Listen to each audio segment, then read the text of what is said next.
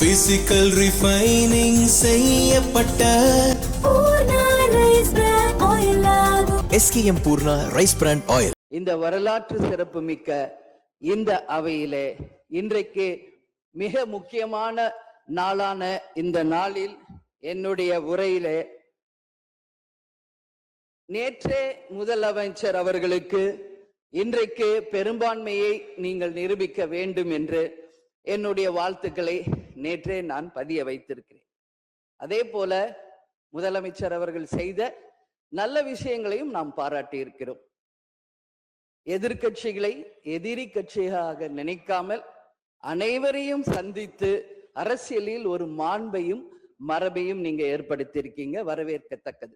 அதுபோல உங்களுடைய முதல் அறிவிப்பிலேயே சிங்கப்படை பெண்களை பாதுகாக்கவும் அதே போல மதுக்கடைகளை மூடுவோம் என்று சொன்னதும் மக்களால் வரவேற்கப்பட்டது. அந்த வகையில் முதலில் 717 மதுக்கடைகளை மூடியது ஒட்டுமொத்த தமிழக மக்களால் வரவேற்கப்பட்டது.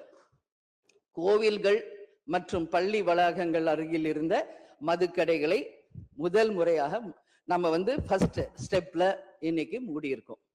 அடுத்தது இன்றைக்கு மீனவர்களை பாதுகாக்க ஒரு அறிவிப்பு அரசாங்கத்தின் மூலம் வந்திருக்கிறது. அதையும் தேமுதிக வரவேற்கிறது. இது எல்லாம் இருப்பினும் முதல்வர் அவர்களே, நீங்கள் அன்றைக்கு பதவியேற்ற அன்றைக்கு சொன்னது உங்களுடைய ஆட்சி வெளிப்படையான ஆட்சியாக இருக்கும், மக்களுக்கும் தமிழ்நாட்டுக்கும் ஒரு முன்னுதாரணமான ஆட்சியாக இருக்கும் அப்படின்னு தான் நீங்க அன்னைக்கு சொன்னீங்க. அது போல அரசு குடும்பத்தில் இருந்து வந்தவன் அல்ல, ஒரு எளிமையான குடும்பத்தில் இருந்து வந்தவன் தான் என்பதை முதலமைச்சராக நீங்க பதவியேற்றதை அனைவருமே வரவேற்றோம், மக்களும் வரவேற்றனர். நாம் சொல்லும் செயலும் ஒன்றாக இருக்க வேண்டும் என்பதில் யாருக்கும் மாற்று கருத்து கிடையாது. வரலாற்று சிறப்புமிக்க இந்த அவையில இன்றைக்கு பெரும்பான்மையை நிரூபிக்க வேண்டிய தருணத்தில் முதல் முறையாக மனவேதனையோடு நான் பதிய வைக்கிறேன், இங்கு குதிரை பேரம் நடந்ததாக இன்றைக்கு எதிர்கட்சிகள் அத்தனை பேருமே அதை சொல்லும் பொழுது இதுவரை தமிழக அரசியல் வரலாற்றில் நடக்காத ஒரு விஷயம், அதுவும் இந்த வரலாற்று சிறப்பு மிக்க இந்த அவையிலே இந்த முக்கியமான நாளில அதை பற்றி பேச வேண்டிய ஒரு நிலையை ஏற்பட்டதற்காக உண்மையில் நான் மனம் வேதனை அடைகிறேன். அதே போல முதலமைச்சர் அன்னைக்கு சொன்னாரு, இங்க முகம் மூடி யாரும் செல்ல வேண்டிய அவசியம் இல்லை, அனைவருக்கும் ஒரு வெளிப்படையான ஆட்சி தான் செய்வோம் என்று. அப்படி இருக்கையில் முதல்வர் அவர்களை சந்திக்க யார் முகத்தை மூடிக்கொண்டு அன்று வாகனத்தில் சென்றார்கள் என்பதை நிச்சயமாக மக்களுக்கு தெரியப்படுத்த வேண்டும் என்பதை இந்த நேரத்திலே நான் கேட்டுக்கொள்கிறேன். ஏன்னா அதற்கு காரணம் குதிரை பேரம் என்றால் இதைவிட ஒரு தலைகுனிவு இந்த வரலாற்று சிறப்புமிக்க அவையில் எதுவுமே கிடையாது. நிச்சயம் முதல்வர் அதற்கு பதில் சொல்வார் என்று நான் எதிர்பார்க்கிறேன்.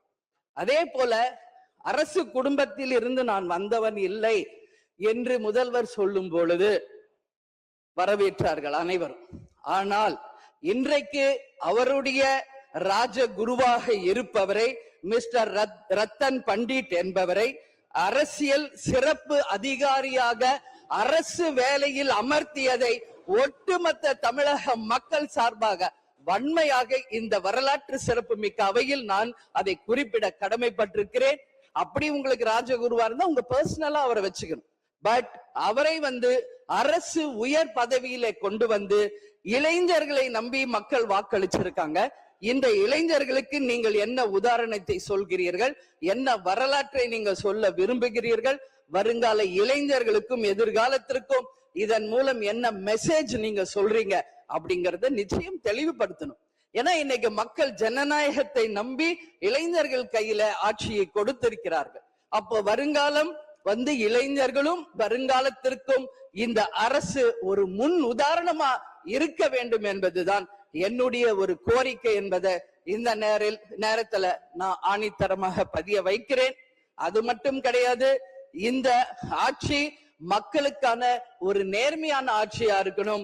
ஜனநாயகத்தின் மீதும் மக்கள் மீதும் நம்பிக்கை கொண்டு மக்கள் தீர்ப்பே மகேசன் தீர்ப்பு என்று சொல்லக்கூடிய அளவு எதிர்காலத்தில் இந்த ஆட்சி நிச்சயமாக இளைஞர்களுக்கும் எதிர்காலத்திற்கும் நல்ல வகையில எடுத்துக்காட்டாக இருக்க வேண்டும் என்று கேட்டுக்கொண்டு, நான் சார்ந்த இயக்கமான தேசிய முற்போக்கு திராவிட கழகத்தின் சார்பாகவும் எங்கள் நிறுவன தலைவர் அன்பு தலைவர் கேப்டன் அவர்களை வணங்கி விடைபெறுகிறேன். நன்றி, வணக்கம்.